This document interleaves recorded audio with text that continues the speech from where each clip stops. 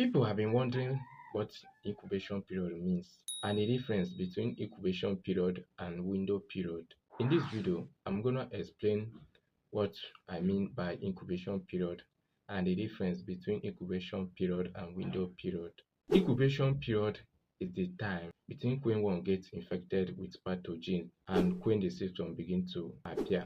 For gonorrhea, incubation period is the time from the exposure to the bacteria, that is Neisseria gonorrhea, to the onset of signs and symptoms, if symptoms occur at all. For this gonorrhea, incubation period is usually 7 days, that is a week, but it can extend to 14 days. And again, symptoms can appear as early as 2 days after exposure or much later, depending on the person. There is variation in incubation period, meaning that incubation period is not the same in different people. Different people tend to show or have different incubation period. This is because there are several factors that affect the incubation period, such as biological sex, immune response, bacterial load, and site of infection. For the site of infection, you know that urethral gonorrhea or infection tend to show symptoms faster than other gonorrhea, just like rectal gonorrhea and throat infection show symptoms later or not at all. And also for biological sex, you know that male tend to develop symptoms faster than female. In female, the symptoms develop later or not at all. And in immune response, a strong immune response tends to slow the appearance of symptoms or make the symptom not appear at all. And a weaker immune response will make the symptom to appear as early as possible. And bacterial load, the higher the bacterial load, the faster the development of the symptoms. These 4 factors affect the incubation period. Incubation period in males. In males, the symptoms may appear within 5 days to 7 days. That is why men notice painful urination and penile discharge earlier than female. Because of earlier development of symptoms, men are likely to seek earlier treatment and testing. This is very helpful and important to avoid progression to complication stage and damaging of organs. The incubation period in females. In females, the incubation period is often longer. Many females remain asymptomatic even after the incubation period has passed. This means that some women can be infected for weeks or months without knowing. This increases the risk of transmission and complication like pelvic inflammatory disease. Extragenital infection and incubation period.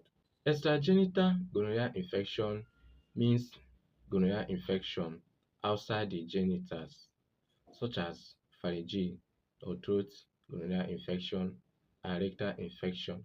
Throat or pharyngeal infection often has no symptoms, and the incubation period is very difficult to detect, so it is usually asymptomatic. The meaning of asymptomatic is that infection has no symptoms or shows no symptoms. That is what I mean by symptomatic.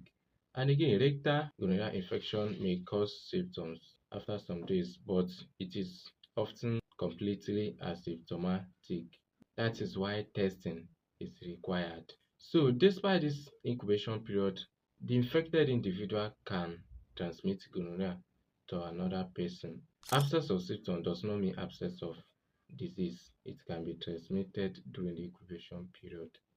That is why testing your partner is very important. Now, I'm going to differentiate between incubation period and window period. These two are closely related, but they are not the same. Incubation period is the time between when one gets infected with pathogen and when the symptoms begin to appear. And window period is the time between when one gets infected with pathogens and when a testing method used to check the presence of the bacteria can detect the bacteria or other microorganisms, other pathogen. That's the difference. A person may have no symptoms, but when tested may give positive results. That is why I said absence of symptoms does not mean absence of infection. That is what I mean. For asymptomatic patients, when tested, will give you positive results. So gonorrhea has incubation period of about 7 days, which is affected by biological, sex, immune response, site of infection, and bacterial load. The higher the bacterial load, the faster the appearance of symptoms. The stronger the immune response, the more asymptomatic the person will remain. The site of the infection, such as urethra, may give earlier symptoms than that of throat and rectal infection. And again, sex. In female, the symptom develops slower, while in men, the symptom develop faster in men than in female. Women will remain asymptomatic for a longer time than men.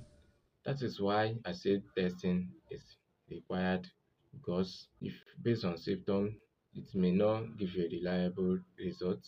Repeat testing is required. If the video interests you, hit the like button, subscribe and comment and share to other people that need it. Thank you for watching. Thank you for listening.